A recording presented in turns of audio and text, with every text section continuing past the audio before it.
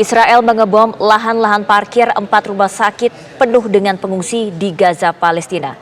11 rudal dijatuhkan di dekat rumah sakit Indonesia. Kami mengajak Anda berdialog bersama dengan Ketua Presidium Mercy, Sarbini Abdul Murad. Assalamualaikum, Mas Sarbini. Waalaikumsalam warahmatullahi wabarakatuh, Mbak.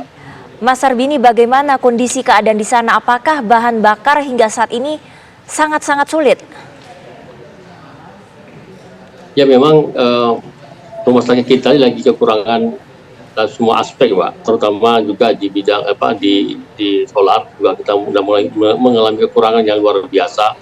Sehingga dalam 24 jam ini kalau memang solar nggak ada itu memang bisa mati total. Rumah sakit ICU bisa mati, kemudian rumah sakit akan gelap gulita.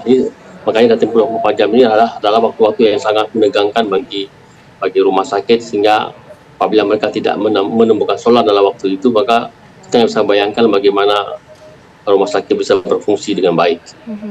Mas Sarbini sudah mendapatkan kabar mengenai 11 bom yang dijatuhkan di dekat rumah sakit. Kondisinya bagaimana saat ini? Apakah ada para relawan Mercy yang juga terkena? Ya, kami mendapatkan kabar itu, kabar yang begitu luar biasa yang dilakukan oleh Israel tanpa memperhatikan peraturan atau undang-undang, di mana rumah sakit merupakan institusi yang mesti dilindungi dan tempat berlindungnya warga Gaza di utara.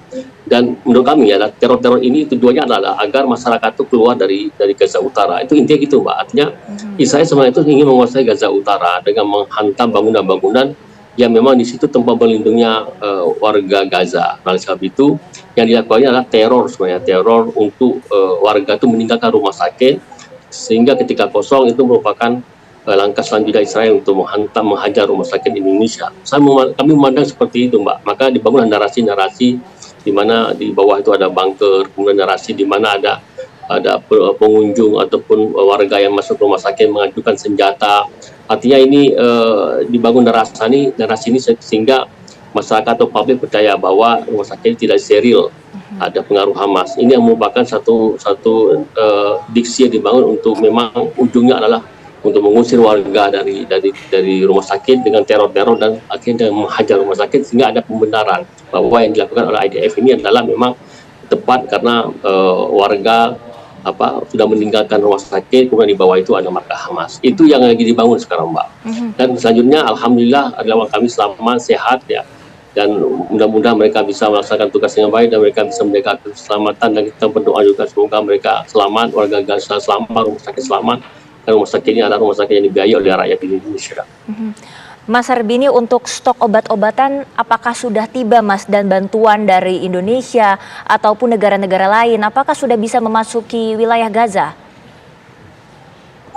Sebenarnya rumah sakit ini udah nggak layak lagi dikatakan rumah sakit ya, Mbak, karena memang di situ tuh ngumpul jadi tempat berlindungnya warga, Mbak, baik di sekitar rumah sakit maupun di dalam rumah sakit. Kita nggak bicara lagi obat-obatan itu udah sama sekali udah habis stok sekarang. Jadi pasien-pasien yang berobat ya, yang luka-luka itu banyak yang mengalami infeksi, Mbak, ada belatung, kemudian stok obat memang udah sama sekali kita kata udah habis obat. Mereka mengobati dengan apa yang bisa mereka lakukan. Kadang-kadang mereka cuma perban tapi tidak memberikan obat, dan bantuan internasional, Mbak, ke utara itu memang sama sekali tidak ada. Dia jauh dari Rafah, jauh dari pintu Rafah jauh, sehingga rumah sakit Indonesia tidak mendapat bantuan sama sekali, Mbak, karena memang kondisi menuju rumah sakit Indonesia ini sangat tidak aman. Jadi sebenarnya distribusi bantuan dunia internasional akan efektif, akan terdistribusi dengan baik kalau memang ada jeda kemanusiaan, ada kegiatan senjata. Tapi kalau tidak ada seperti itu, maka bantuan-bantuan akan menumpuk di Rafah. Maka saya dengar itu ada ratusan truk yang menunggu untuk masuk ke Rafah. Jadi bagaimana mereka bisa masuk ke Rafah, mendistribusikan makanan, obat-obatan, apapun yang dibutuhkan oleh warga Gaza, kalau misalnya tidak ada jeda kemanusiaan, tidak ada kegiatan senjata, malah itu menjadi sasaran-sasaran empuk dari pesawat-pesawat tempur ataupun drone Israel untuk menghantam bantuan-bantuan itu. Ini yang terjadi di utara, Mbak, terutama di utara sangat kritis sekali, terutama di rumah sakit Indonesia. Obat-obatan sama sekali tidak ada, dan kita pun tidak bisa menggali atau mencari pada sumber-sumber yang lain, misalnya apotek, distributor obat, sama sekali sudah tidak bisa, Mbak. Ini yang terjadi pada hari ini. Nah, oleh sebab itu gencatan senjata ini merupakan satu kata yang tepat untuk kita sebutkan agar distribusi makanan yang nunggu antrian ini, terutama juga dari Indonesia, ini bisa berlaku dengan baik dan efektif. Ya. Mas Sarbini, lantas bagaimana operasional rumah sakit terlebih pasca pengeboman kemarin? Apakah akhirnya para pengungsi ini juga berpindah akhirnya ke Gaza Selatan dan meninggalkan rumah sakit Indonesia?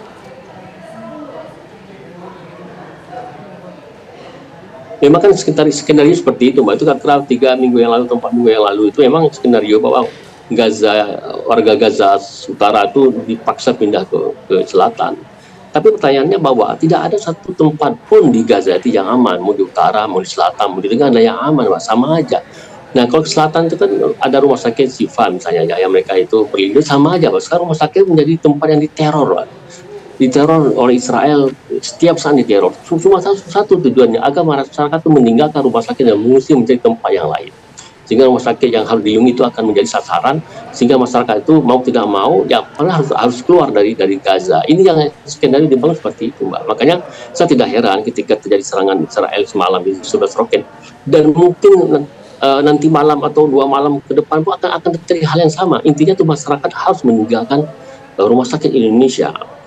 Jadi keteguhan masyarakat ini untuk bertahan mereka itu demi tanah air mereka, demi tanah leluhur mereka, yang mereka tidak akan meninggalkan rumah sakit itu.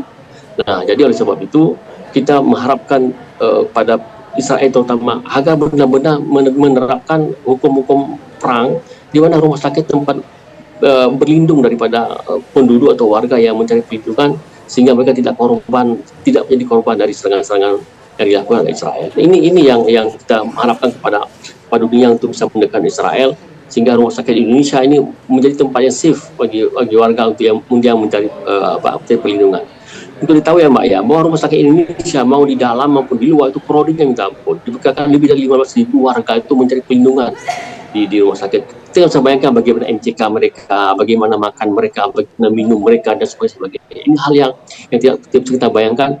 Tapi bagi mereka yang penting adalah mereka bisa selamat, bisa safe, maka mereka mencari perlindungan yang menurut mereka rumah sakit adalah tempat yang safe. Tapi realitanya, kenyataannya mereka juga tidak mendapatkan apa yang mereka harapkan. Setiap saat mereka mendapatkan teror. Dan kita nggak bisa bicara lagi korban yang pasti berjatuhan, baik luka-luka ringan, luka-luka berat, atau yang meninggal. Nah, pertanyaan selanjutnya adalah ketika mereka yang luka dibawa ke rumah sakit, kemudian persediaan obat-obatan sudah tidak ada lagi, instrumen bedah tidak ada lagi, jadi mereka apa yang harus dokter lakukan untuk mereka? Jadi makanya saya dapat informasi banyak betul yang luka-luka itu jadi belatung, Mbak. Ada belatung, ada infeksi dan sebagainya. Maka ada juga masalah baru yang sudah terjadi dan akan terjadi lebih banyak lagi nantinya kalau pasokan obat-obatan yang dibutuhkan oleh rumah sakit ini tidak terdistribusi ke sampai ke utara. Mas Sarbini, ada berapa total relawan Mercy di sana dan apakah ada rencana evakuasi?